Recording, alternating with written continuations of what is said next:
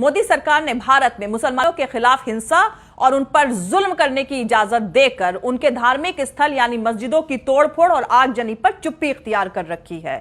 इस सरकार ने मुसलमानों के खिलाफ दी जा रही हेट स्पीचेस को रोकने की भी कोई कोशिश नहीं करी और ना ही बेगुनाह मुसलमानों की मॉब लिंचिंग का सिलसिला रुकने का नाम ले रहा है। ऐसा मानना है अमेरिकी संस्था United states commission on international religious freedom का, जिसने अपनी रिपोर्ट में भारत में मुसलमानों के साथ हो रहे जुल्मों पर नाराजगी जाहिर करते हुए डोनाल्ड ट्रंप सरकार से मोदी सरकार की एजेंसियों और उनके अधिकारियों पर पाबंदी लगाने, उनके अमेरिका आने पर बैन लगाना और उनकी सारी प्रॉपर्टीज जब्त करने का सुझाव दिया है। दरअसल भाजपा और आरएसएस की हिंदुत्व की राजनीति मुसलमानों को इकोनॉमिकली और सोशली कमजोर करने की पॉलिसीज पर टिकी हुई है।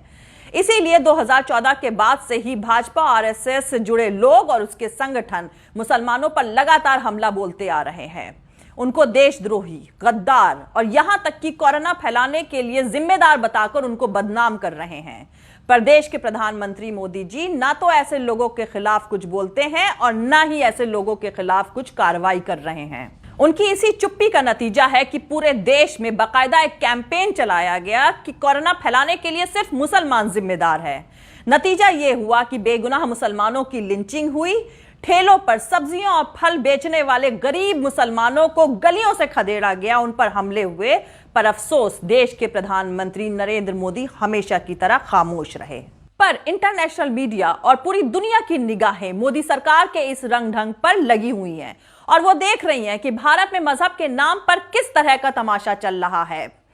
दिल्ली दंगों के दौरान और उसके बाद मुसलमानों को निशाना बनाने की खबरें आए दिन इंटरनेशनल मीडिया पर सुर्खियां बटोर रही हैं। जिस तरह भाजपा और आरएसएस की तरफ से कोरोना संकट को सांप्रदायिक रंग देकर मुसलमानों के खिलाफ नफरती प्रोपेगेंडा चलाया जा रहा है, वो पूरी दुनिया से छुपा नहीं है और न ही ये बात छुपी है कि मोदी सरकार इसको रोकने की कोई कोशिश नहीं कर रही है। पर अब शायद हालात और हवा का रुख बदल रहा है। देश के प्रधानमंत्री नरेंद्र मोदी जी ने रमजान के पाक महीने में की गई मन की बात में मुसलमानों को रमजान की मुबारकबाद देते हुए कहा कि मुस्लिम समाज के लोग अपने घरों में रहकर इबादत करें और अल्लाह से दुआ करें कि कोरोना महामारी जल्द से जल्द खत्म हो जाए। बहुत अच्छी बात है, देश और दुनिया का हर मुसलमान दुआ करेगा और कर भी रहा है कि कोरोना वायरस जैसी मुसीबत से भारत और पूरी दुनिया को जल्द से जल्द छुटकारा मिले। लेकिन नरेंद्र मोदी का ये बयान देश के मुसलमानों का यकीन जीतने से ज्यादा मिडिल ईस्ट देशों के दबाव के चलते दिया गया बयान ज्यादा महसूस हो रहा है। दरअसल अरब देशों में करोड़ों भारतीय रहते हैं। इनमें बिजनेसमैन, ऊंची पोस्टों पर काम करने वालों से लेकर छोटे कामगार सभी शामिल हैं।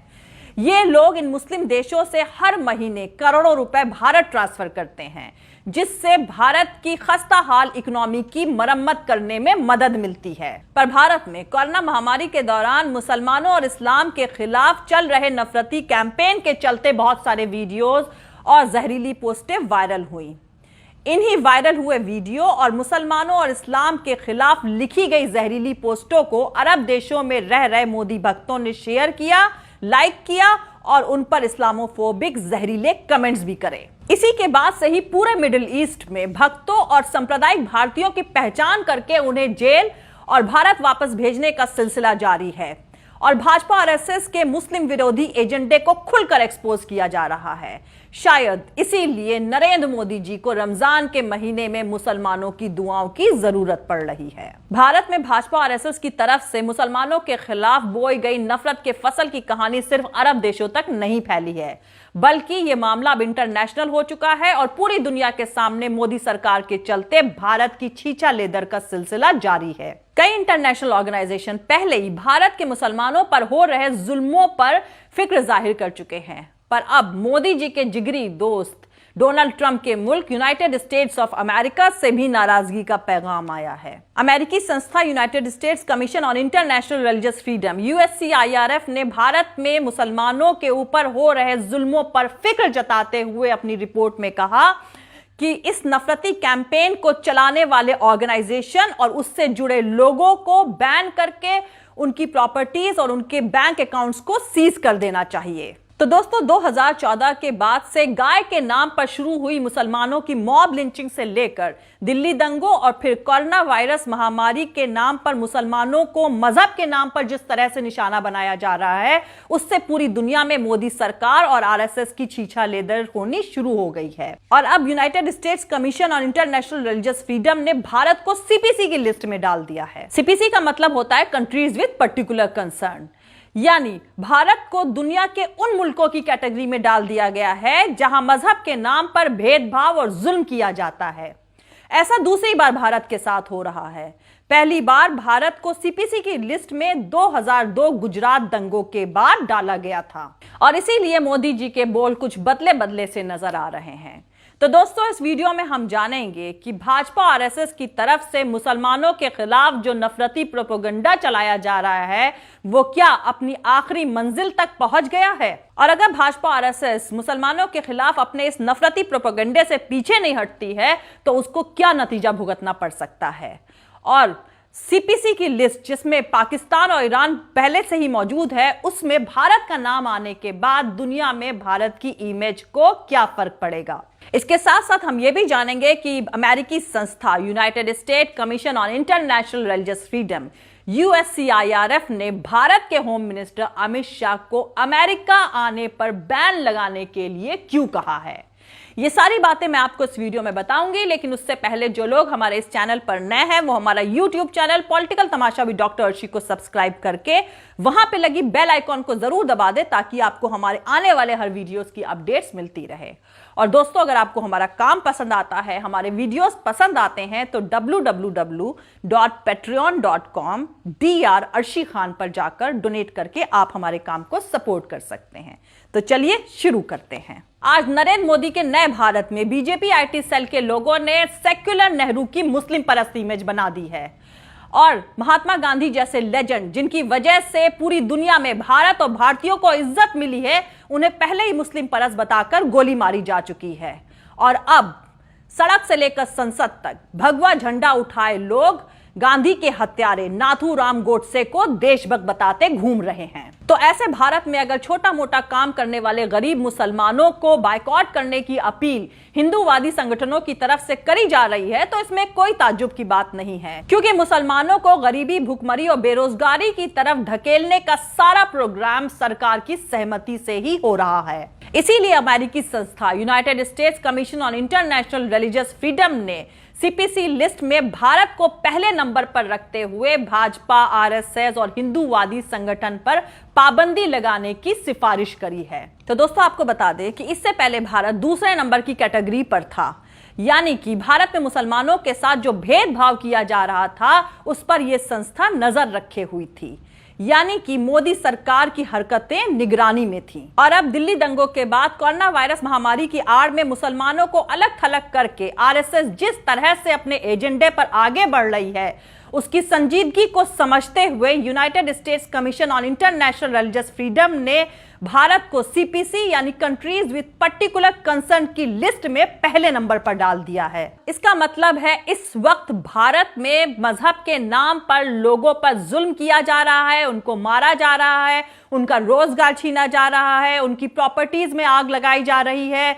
और भारत को सीपीसी के लिस्ट के इस नंबर पर आ जाने के बाद बहुत सारे अमन पसंद और सेक्युलर मुल्क भारत को पहले जैसी इज्जत और सम्मान नहीं देंगे। इससे पहले भी भारत सीपीसी की लिस्ट में पहले नंबर पर नरेंद्र मोदी के कारनामों की वजह से ही आया था। उस वक्त प्रधानमंत्री नरेंद्र मोदी जी गुजरात के मुख्यमंत्री हुआ करते थे और गुजरात 2002 दंगों के दौरान हजारों मुसलमानों की जानें गई थी।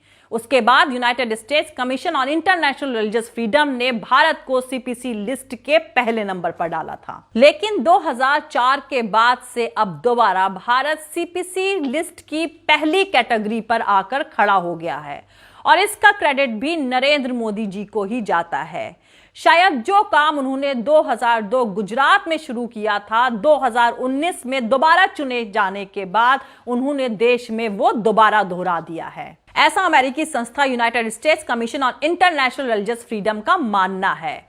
United states commission on international religious freedom ने जो रिपोर्ट पेश करी है उसके हिसाब से भारत के लिए कई तरह की मुश्किलें खड़ी हो सकती हैं, जैसे भारत को कई पाबंदियों का सामना करना पड़ सकता है।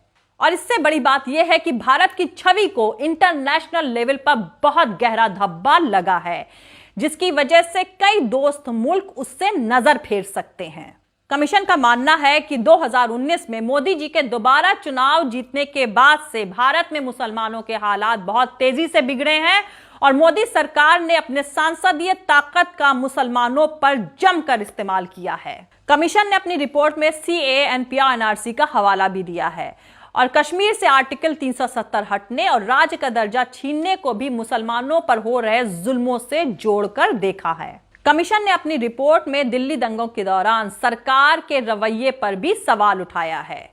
United states commission on international religious freedom की रिपोर्ट में होम मिनिस्टर अमित शाह का जिक्र भी 2 बार आया है। एक बार अमित शाह की तरफ से प्रवासियों यानी एक्सपैट्रिएट्स को दीमक कहकर उनके सफाया करने वाली बात का जिक्र करते हुए United states commission on international religious freedom ने ऐसे संगठन और उससे जुड़े लोगों पर पाबंदियां लगाने, उनकी प्रॉपर्टी सीज करने और उनके अमेरिका आने पर बैन लगाने की बात कही है। तो दोस्तों, भारत सरकार के लिए इससे ज्यादा शर्मनाक बात और क्या हो सकती है।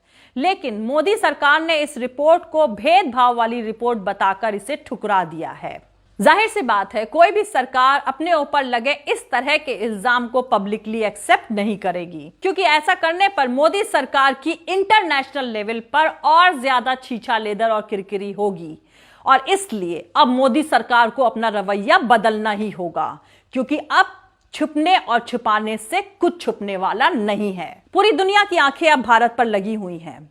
इस रिपोर्ट के आ जाने के बाद पूरी दुनिया के मुल्क ये देख रहे हैं कि मोदी सरकार मजहब को निशाना बनाकर भारत में मुसलमानों के साथ किस तरह का खिलवाड़ कर रही है। और सरकार से जुड़े हिंदूवादी संगठन भारत में मुसलमानों के खिलाफ जहरीली अफवाहें फैलाकर उनके साथ जानवरों जैसा बर्ताव कर रहे हैं और मोदी सरकार ये सब देखते हुए चुप रहकर उनका समर्थन कर रही है। और अब बात इंटरनेशनल लेवल पर पहुंचने के बाद मोदी जी भारत में रह रहे मुसलमानों को रमजान की मुबारकबाद देते हुए उनसे कोरोना खत्म होने की दुआ करने की बात कर रहे हैं। पर ऐसा महसूस नहीं होता है कि रमजान की मुबारकबाद देने भर से भारत के मुसलमानों का यकीन जीता जा सकता है।